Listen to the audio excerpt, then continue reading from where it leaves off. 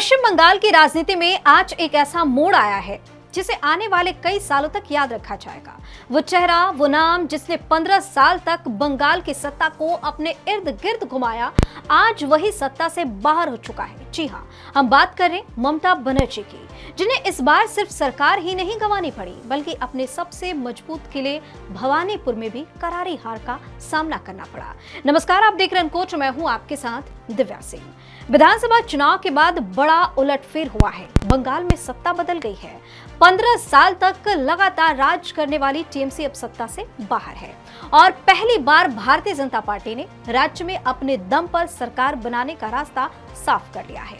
लेकिन कहानी सिर्फ सत्ता परिवर्तन की नहीं है, कहानी उससे कहीं ज्यादा बड़ी है। ये कहानी है एक मजबूत नेता के गिरते किले की। ये कहानी है उस भरोसे के टूटने की जो सालों से जनता और ममता बनर्जी के बीच बना हुआ था। सोचिए, जिस भवानीपुर सीट को ममता बनर्जी का गढ़ माना जाता था, जहां से जीत लगभग तय मानी जाती थी, वहीं पर उन्हें 15,000 से ज्यादा वोटों से हार का सामना करना पड़ा। और हराने वाले कोई और नहीं बल्कि बीजेपी के दिग्गज नेता शुवेंदु अधिकारी हैं। वही शुवेंदु अधिकारी जिन्होंने पहले नंदीग्राम में ममता को करारी हार दी थी और अब भवानीपुर में उन्हें हार का सामना करना पड़ा है। ये हार सिर्फ एक सीट की हार नहीं है, ये एक सियासी संदेश है, मैसेज है। जनता ने साफ कर दिया है कि 15 साल के शासन के बाद अब बदलाव चाहिए और यही वजह है कि बीजेपी ने 206 सीटें जीतकर 2/3 बहुमत के साथ इतिहास रच दिया।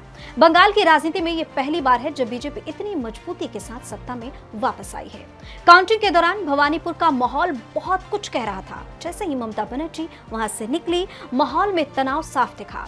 बीजेपी समर्थकों के नारे, विरोधों की आवाजें, ये सब इशारा कर रहे थे कि जमीन पर हवा बदल चुकी है। सत्ता विरोधी लहर सिर्फ आंकड़ों में नहीं बल्कि लोगों के गुस्से और नारों में भी साफ तौर पर दिख रहा था। अब सवाल ये है कि 71 साल की उम्र में 3 बार मुख्यमंत्री रह चुकी ममता बनर्जी के सामने अब सबसे बड़ी चुनौती सिर्फ वापसी की नहीं है, बल्कि अपनी पार्टी और संगठन को संभालने की है। क्योंकि टीएमसी सिर्फ एक पार्टी नहीं बल्कि ममता के चेहरे पर टिकी राजनीति है। ऐसे में जब चेहरा ही हार जाए तो संगठन को संभालना बहुत मुश्किल हो जाता है। लेकिन अगर आप ममता बनर्जी की राजनीति को समझते हैं तो एक बात तो साफ है कि वो आसानी से हार मानने वालों में से तो बिल्कुल नहीं है। उनका पूरा राजनीतिक करियर संघर्ष से भरा है। सड़क से लेकर विधानसभा तक उन्होंने हर लड़ाई लड़ी है और अब जब वो सत्ता से बाहर हैं तो हो सकता है कि वो फिर से उसी अंदाज में वापसी करे, एक मजबूत विपक्ष के तौर पर। दूसरी तरफ बीजेपी के लिए ये जीत सिर्फ एक चुनावी जीत नहीं, ये एक बड़ी राजनीतिक उपलब्धि है। 2011 में जहां पार्टी का वोट शेयर महज 4% के आसपास था, वहीं 2019 में ये 40% पहुंच गया और अब 26 में 206 सीटों के साथ सरकार बनाना ये दिखाता है कि बीजेपी ने बंगाल में दमदार वापसी की है। तो कुल मिलाकर बंगाल की राजनीति का पूरा नक्शा बदल चुका है। ममता बनर्जी तो कभी इस राज्य की सबसे मजबूत नेता मानी जाती थी, आज सबसे मुश्किल दौर से गुजर रही है।